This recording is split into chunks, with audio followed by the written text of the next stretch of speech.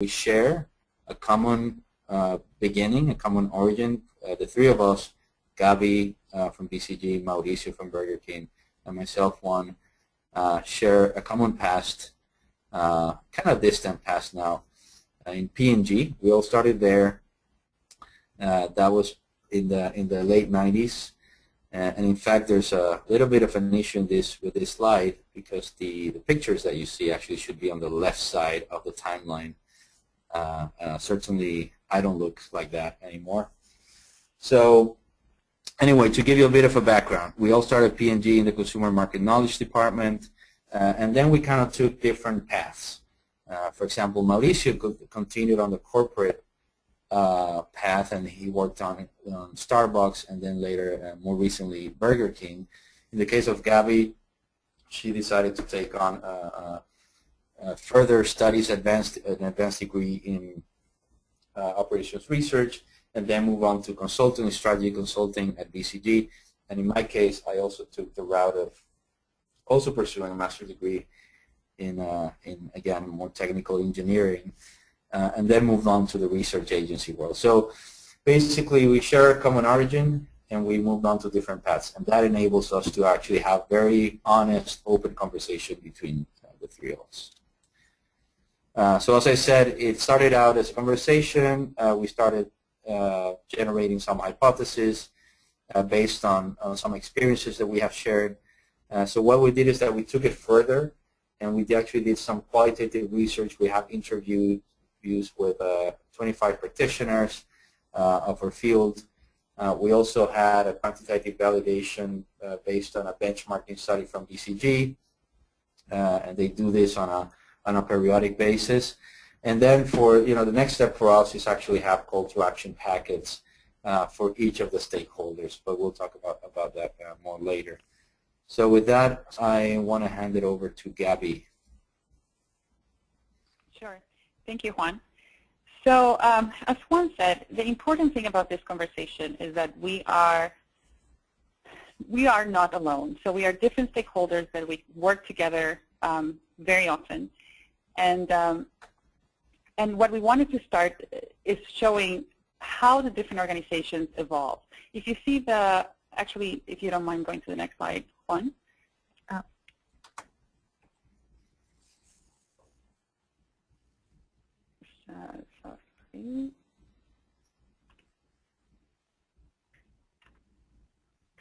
So the reason we joke about this, in terms of three friends walking into a bar, is that what you're going to see is a very, very, very honest feedback to each other about both what we do well as organizations and what we can do much better. The first type of analysis we did to get started was look at a benchmarking study that BCG conducted a few years ago. We kind of do this, as Juan says, on a rolling basis. But the idea of this benchmarking was to understand how much value the insights organizations within a corporation or broader, how much value they bring to the business. And the staircase, the ladder that you see here is kind of the expected evolution of the corporate function, of the function of an insights group within the organization. If you see from left to right, you have the very, very basic insights function where it's just traditional market research, is very little access to senior management, literally order takers that go and get data and bring it back. But the idea is that eventually the organization should be able to use insights as a competitive advantage. And at that level, instead of doing questions and answers, insights actually feeding the business on important things and direction for the future, and it's basically part of the strategy. And the reality, what we noticed when we started doing this exercise, is that the evolution through this path doesn't have to do with just you. Since there's so many different players in the market, it's up to us and how we interact with other stakeholders in the business that's going to take us to the next level. Now, when we say stakeholders, of course, this is just a small subset of the ecosystem of stakeholders in the industry. So what we want to be able to do is, number one, is recognize what we do well. Think about it as what we bring to the table as the corporate insights group in Burger King, for example, as a research firm like Skim, or consulting firm like Boston Consulting Group. So clearly, each of us have individual strengths and things that we bring to the table. But most importantly is, at the same time we're recognizing the good things, we need to have a very honest conversation about what we're missing. And we were going to go through these examples as we move forward. And what you will see is us presenting both what we have to celebrate as a particular stakeholder and what we've learned from our colleagues. And again, the whole construct of the conversation works because we're friends. So there's a little bit of brutal honesty in this conversation, as you will see moving forward. So let's start with me as part of the consulting world. As you probably know, consulting is an industry very well positioned to influence decision makers. Boston Consulting Group, of course, we're not a research firm. We do many, many other things besides consumer insights, but we do have a core competency in marketing and sales and consumer goods, for example. So that makes consumer insights or anything related to touching your consumer, it makes it a central part of the work we do. But if you think about the areas of influence that we have as industries, starting to the bottom right in this little construct, you will see on the vertical axis actually how much focus on insights do each of these groups have, and on the x-axis you have who are you influencing. If we start with consulting, actually the buyer of our work is the executive suite. So we have a very natural opportunity of affecting decision making and changing the organizations, transforming organizations. It's just a function of where we are in the business. When you think about research firms in the upper left, they have a slightly different, well, actually a very different scope. Their primary groups, their primary customers are the insights organization inside the corporation. So Skim, for example, we've worked with Mauricio at Burger King, but he's not going to interact, Skim is not going to interact directly with necessarily with the finance managers and executive suite. The insights group inside a company, going a little bit lower to the right, you do have core insight customers like marketing and R&D that are very natural, maybe sales up to a level, but when you think about the extended brand team, it's a little bit fuzzy as you go up. The influence is not very clear. So the fact that we as consultants tend to have access to the executive suite means that naturally insights are going to be in the core of decision making. So what does that mean? What we try to, the way we try to describe this is we keep insights at the core of decision making. How does this look like?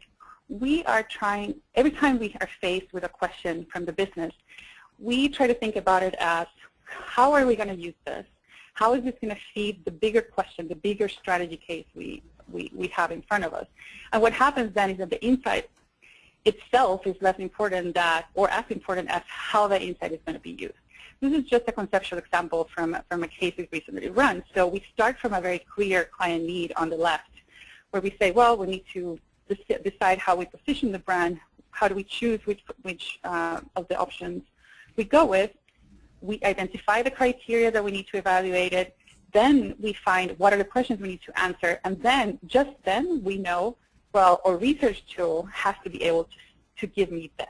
And that makes your insight an integral part of the decision-making, an integral part of the business. So that's what we, as consulting firms, bring to the ecosystem of insights. And both Mauricio and Juan were very clear that that was the part that they found most interesting from our work.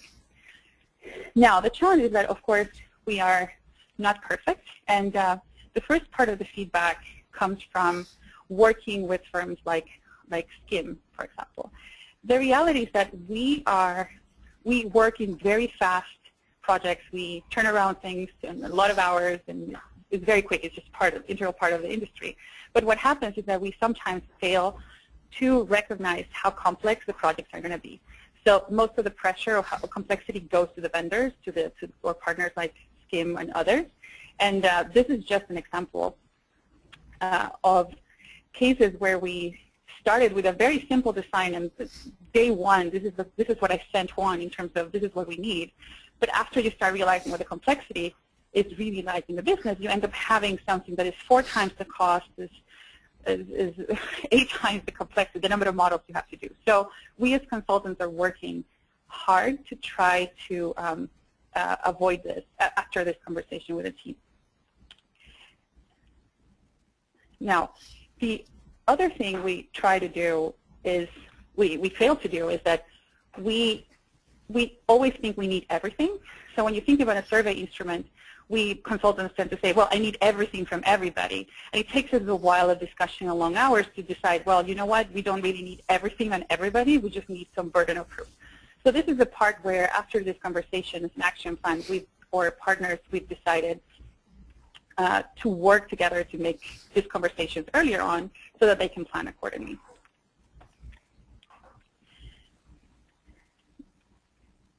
Now, I'm actually going to skip the next page, and I want to go into page 14 at this point, because what we've learned from our customers, or core customers, or end clients, is that we keep our inside counterparts in the dark when we go into a project. As I showed on the left-hand side, this is kind of our conceptual framework of where we stand in the organization, but the reality is that the consulting team doesn't always come all the way down to interact with the organization, the insights organization. But what happens is that since we don't have a natural way to loop them in, when we leave, or the insights counterparts are left in the dark of, well, how am I going to go through this? How am I going to replicate this in the future, et cetera? So it becomes very important for us, it's a strategic importance, actually, when we work with a client to make sure that they can live with the recommendations we've set. And this was a clear handicap where, as an example, we've done very, very complicated pieces of work. We do segmentations, point range, et cetera. But when it comes time to replicate it and to see the progress, then the insights organization basically doesn't know where to start. So what we've tried to, based on this feedback, what we are thinking that we have to work on is formalize the process to leave our counterparts to carry the torch after we leave. This framework you see here is just BCG's enablement framework, and without bothering you with every single thing here, depending on how the structure of the project works, so whether BCG is leading or your corporate team is leading it, and how the project is scoped. Are we trying to just design the strategy, or are we trying to implement it? The reality is that depending on the case, you will decide to take a different communication plan with the inside counterparts, like Mauricio in this case. So you could go, as example number one, well, we're just going to work together to come up with a strategy. Sometimes we just have to go much deeper and build a capability that doesn't exist in the company, or if the capability exists in the company, then we become just facilitators. But the point is that we've learned that we need to work together to make sure that whenever we leave, they can keep going forward. So this is a very short summary of what we've learned, but I'm going to let Juan go forward with his side. Thank you, Gabby. So now it was the research firm's turn, of course, in this conversation again of where do we stand in this process, and where can we do better. And again, I'm going to share some select findings. So as an agency, as a research agency, we have to be the center of research expertise for the client. We need to help them navigate the complexity of research. Ultimately, we're here to provide peace of mind. How do we provide peace of mind to our clients? We need to, on one hand, reassure that the firm has the right competencies. And on the other hand, we need to provide also reassurance that the answers that we provide are reliable.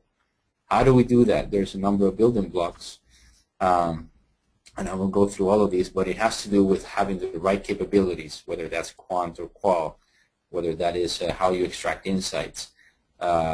You have to have also proven methods. Do you have in-market validations? You have case studies. You have a body of academic research that backs you up. Do you know what are the potential pitfalls when conducting certain study? You also need to have standards. What's a project roadmap? Do you have templates? Do you have mock-up outputs to try to provide a picture of what they're going to get even up front? And finally, quality assurance. I always tell my team to live or die by the quality of our deliverables. So there has to be a function that guards the quality, and that, that those are the people who do the manuals, who provide the checklist for the projects that ensure the data quality ultimately. This is just an example, for example, of a choice-based conjoint roadmap. A lot of our clients, they have not worked with conjoint in the past, and then we have to explain to them that it's a little bit different than a traditional research where you just have a couple, questions and answers. In conjoint, there's a couple of steps, additional steps that you need to take. So it's important to point them out and also point out where the key interaction is with them. So this is more about project management and how you interact with the client. But we have seen that it's very important to be clear about this up front. What we cannot be in the research world is a black box. In my experience, even as in the corporate, when I was working at P&G, the worst situation was when an agency was coming in and they would present themselves, or they would present the results, and they would say, and there would be a question around, okay, so how does this model work, or how are you extracting these insights? And then they would say, oh no, that's just this is like a model that we send somebody somewhere in the United States or somewhere in Europe, and they build it up for us, and we get the outputs. That nobody wants to hear that. We're at a stage in which the clients are getting more sophisticated. Or when we work with consultants, it's also very different. They want to understand what's going on in the back end. So we have to be much more transparent. We need to really know what we're doing and be able to explain it in simple terms. What we also cannot be, also part of the feedback, is yes man. It takes a little bit of experience and a bit of art to push back on clients, but at the end, every time we've done it, I have to say that at the end of the project, we always get good feedback from the clients. They say, well, thank you for pushing back on this, or it's good that we simplified the scope in such a way, or it's good that we didn't extend the research design to the extent of causing consumer fatigue or respondent fatigue. So again, it takes a little bit of experience, but don't be afraid. Just push back. As long as you have the right arguments, the right reasoning behind it, then you shouldn't shy away from it. That's part of how I see part of our job in the process. Another thing that came up that I think we need to do more is more integration, becoming a learning organization. So we're not just running projects and that's it. We need to have the ability to step back and look at what we have done. For example, run a meta-analysis across similar studies and what we have learned across these studies. Based on these learnings, we can even develop frameworks that can help our clients do more effective research or even marketing. And not only that, but once you have that body of knowledge, then you're able to provide more of a consulting role when a client comes to you and they want to test a certain claims or certain pricing strategies, certain innovations. Because you have collected that knowledge and analyzed it, then you're able to say, even without fielding the study, before doing it, you can already provide some inputs that will make for better testing in the long run. These are some examples that we have conducted towards this end. We presented, for example, the learnings from a meta-analysis of pricing elasticity studies in SMR back in 2010. We also developed a framework of what constitutes a winning claim that we presented 2 years ago at the TMRE, and so there are different examples, but the point is here, It's important to look back and see what you have learned and not just do project by project. Moving on to a very different topic, this is also another interesting opportunity for us. And back when we were presenting this at the TMRE, it was just a week after the elections, the presidential elections in here in the States. So what I'm showing this picture is basically architecture meeting data visualization. For those of you living in New York, you might have seen this, but basically the spire of the Empire State basically was showing the results of the elections live. And this was basically a collaboration between CNN and the Empire State Building. So point here is that we need to come up with new ways, innovative ways of presenting the data. And in doing so, what's been happening is that there's a new generation of storytellers and iconographers that are leading the way on this regard. And we as research agencies also need to learn a bit more on this and perhaps even change our recruitment efforts to be able to address these needs. So, I just want to share with you a few examples. We should do more of these more visual summaries of results that are more engaging. Anybody can read it in a few seconds. You take a look, you get the message, as opposed to what's on the right, which is just your traditional tables. And I have to say it's a bit embarrassing, but these two examples come from exactly the same presentation. So you would find in the same presentation that kind of summary, and then you also had these tables, more traditional ones. But it's a step forward, definitely. Here are some other examples, and these are courtesy of Busback, Hypothesis, Cognitive Media, and Skim. And here you have like iconographics of Facebook, of about technology and how kids view them. And there's also an example of how Coca-Cola, and this is actually available on YouTube.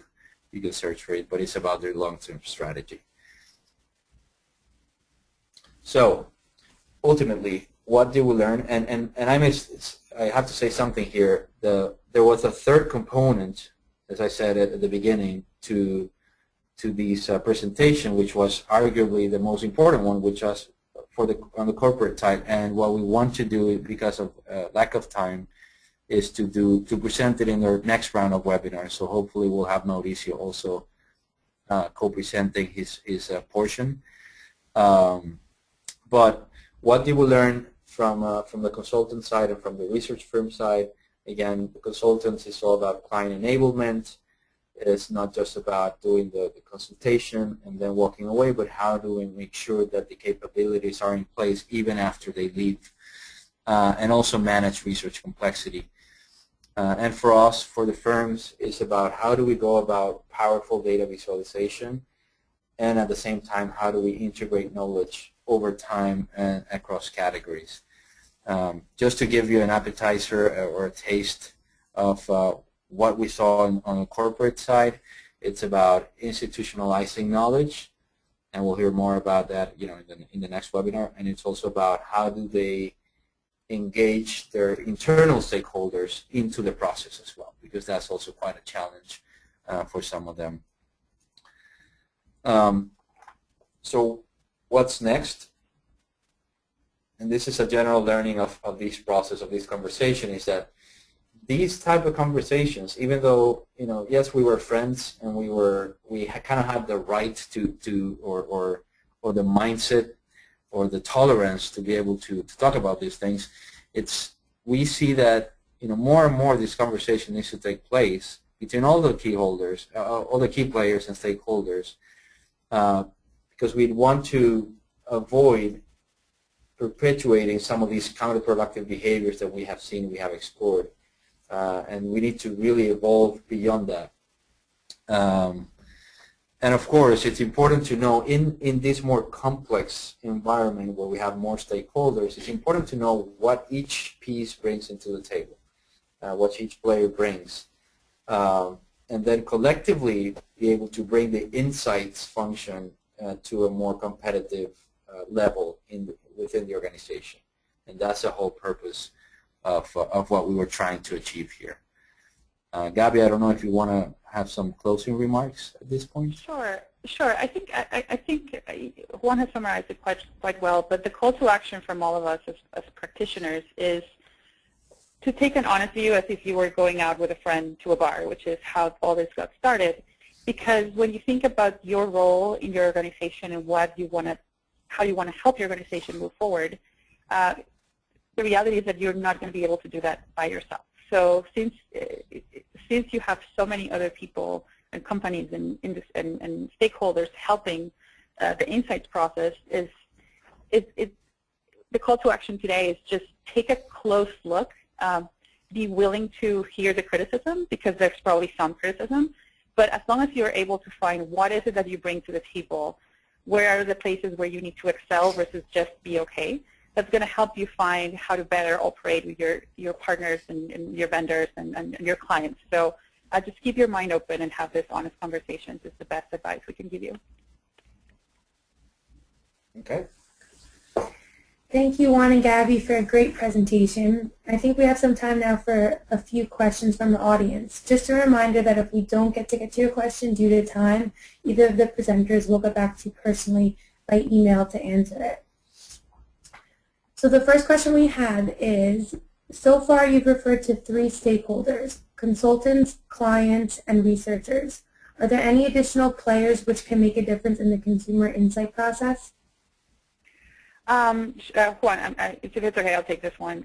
There's a number of other instances. We've kind of taken 3 very iconic parts of the industry, since we're all friends and we could all sit together. But there's multiple other stakeholders, like big data shops like IRI and Nielsen, for example, that create syndicated data. They bring something to the table, and the interaction also matters.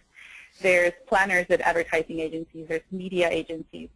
There's a number of stakeholders that touch the consumer and your industry, and the more you can have these conversations, the better you can work together.